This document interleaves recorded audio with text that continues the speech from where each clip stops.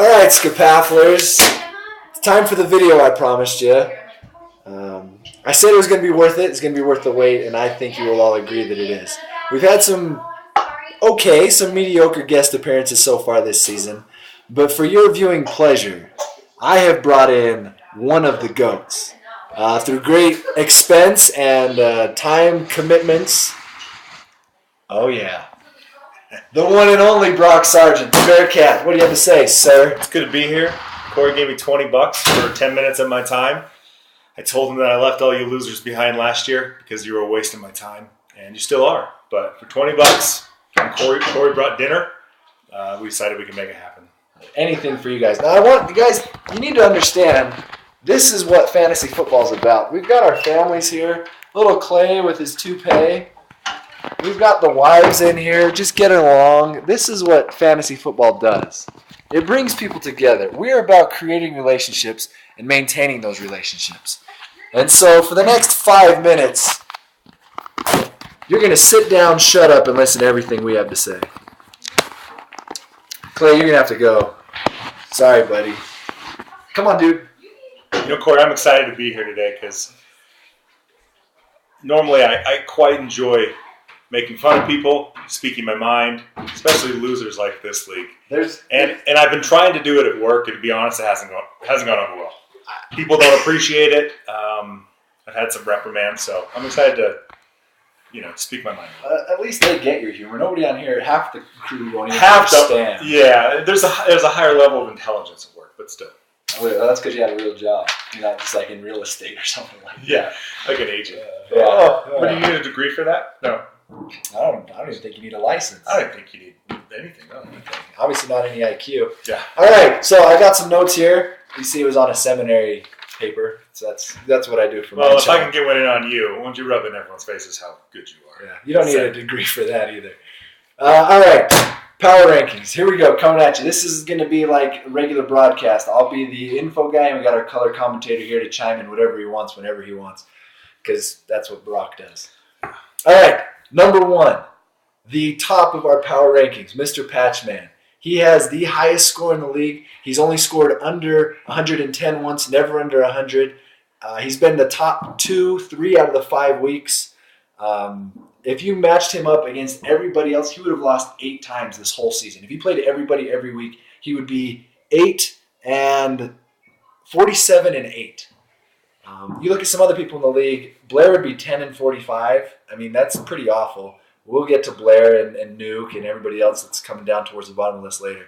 But, Patch, I like your team. Your 3 wide receivers are the number 1 targets on passing teams. That's big. Your running backs, kind of weak, but your Vikings defense has been killing at a blistering pace. You now have 3 cupcake games coming up before you'll match up with the number 2 guy on our list, which is Sky. Sorry. Before we move on to Sky, Brock, anything you want to say about Patch? It's not surprising that Patch is on top of the league. I mean, is he the only single guy left on this list? No, he got married. Patch got married. Patch got married. To a guy? No, it's a girl. Actually, a decent-looking one, too. And she has her eyesight. Did Patch inherit money or something? That we don't know. He might have. He got out of the country. He fled the state pretty quickly without telling anybody. So. Well, I guess he doesn't have kids yet. That helps. He's got 3 daughters. He's an insta-dad. Really? Sorry, Patch. I got nothing else. That was the joke. Yeah. Good work, bud. Crazy. Yeah. And it's working for him. Sure it's not a guy? I haven't met him. So, again, it was out of state, so anything's possible with him. Well, hey. But, yeah, whatever you're doing, Patch, it's working. All right, on to number 2. Sky, I know you're saying, look, I'm the only undefeated one. You have been really good. And I think if Aaron Rodgers gets consistent, you're going to be even better. You definitely could take over the top and win the league. You're undefeated.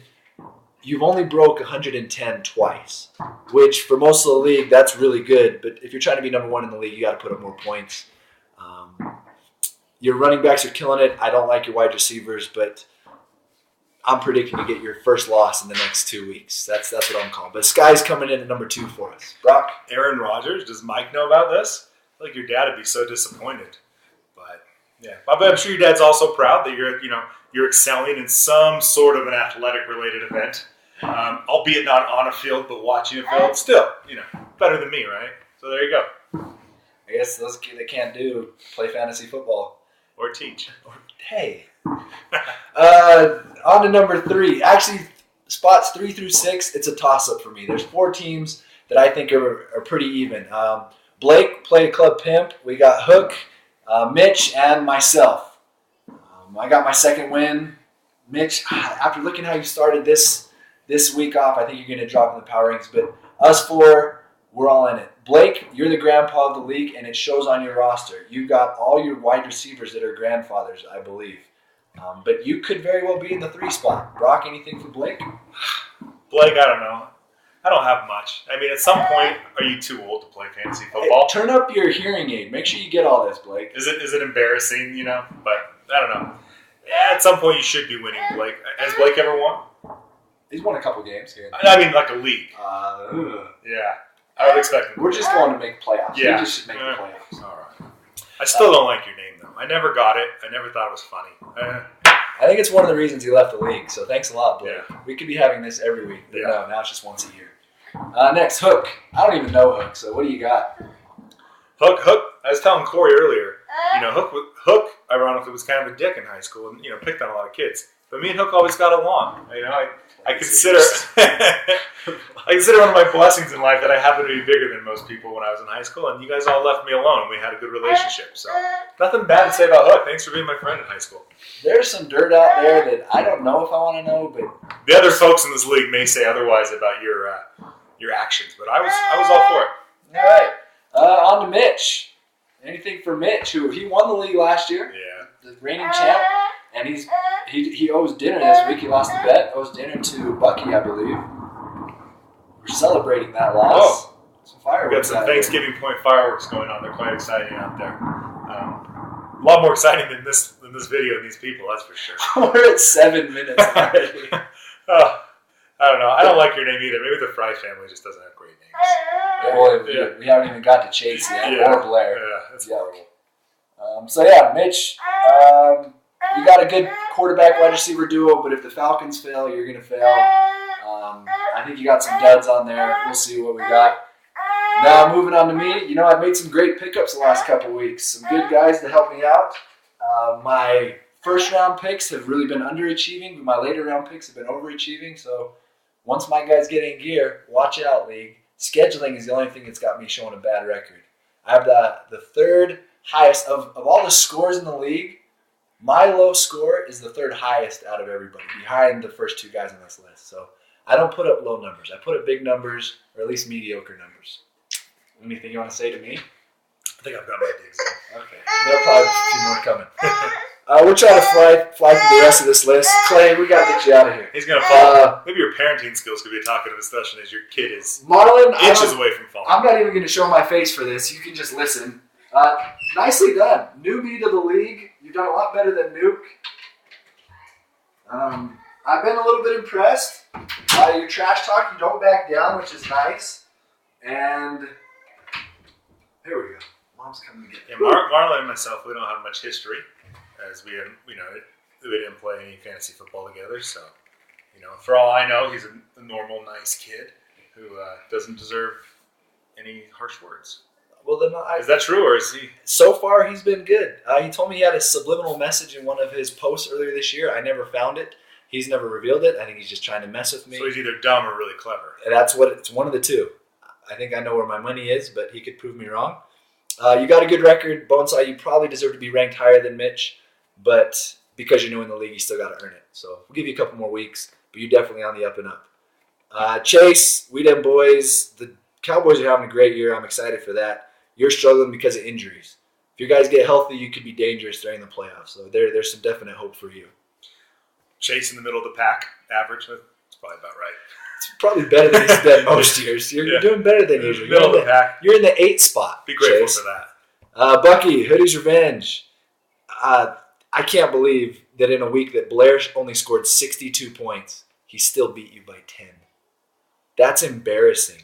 Blair, that is the second lowest score that anybody's posted this year, and it's because of that week by you. And so how dare you give Blair a win that there's no reason that he should have? I just don't know. that puts you down in the 9th spot, in my opinion. Sounds like it probably should be maybe a little bit lower. That's pretty pathetic. Well, look who we've got next. You'll be like, oh, yeah, never mind. So 10, 11, 12. We still got Blair. We've got Nuke. We've got Quape. You guys are all pretty awful. Blair has a better record. Blair at 2 and 3. You other two are at 1 and 4. But here's the order we're going in. In the 10 spot, Casey, Dragons back. You've had some bad luck. You have played the high score twice, like the weekly high score. You played them twice. It don't really matter because you haven't put up much of a fight. But you definitely, the most points have been scored against you. You're the only one that's had over 600 points scored against you. Your team isn't putting up respectable numbers at all. But that's got to be intimidating, knowing you're getting everybody's best every week. So I'm giving you some benefit of the doubt. Scheduling, so I put you in the 10 spot. I think part of the problem is Casey's still working on a modem dial-up internet at the internet cafe. You don't even know. I did not even tell him that. Quape auto-drafted because his internet went out. See? I told you. Casey's at an internet cafe. Those still exist, apparently. Casey, I think it's time to invest in a computer, a decent internet connection, maybe a phone, and join the rest of us. I did not tell Brock that at all, but that is so true. And he's going, I don't know what happened with my internet. But you should pay your bill. 1. The worst thing is his one win was over me that first week. After he auto-drafted, he beat me. So that's son of a gun. All right, now the 11th spot. Who's it going to be, Eric, or is it going to be Blair? Nuke, you're getting the 11th spot, buddy. You got your first win this week. You've struggled being in the league now. Congrats on that first win, but, dude, you're struggling. I hope your career isn't going like this. I feel like I'm in the presence of a wonderful accountant here. I don't know about your skills. If they're anything like your fantasy skills, I worry for your family and your future. Nuke, my fellow CPA. Oh, wait. Not CPA yet. Now, Nuke, if I knew you were going to play this year, I probably would have played. I would have enjoyed being in the same league with you. If someone I could have beat,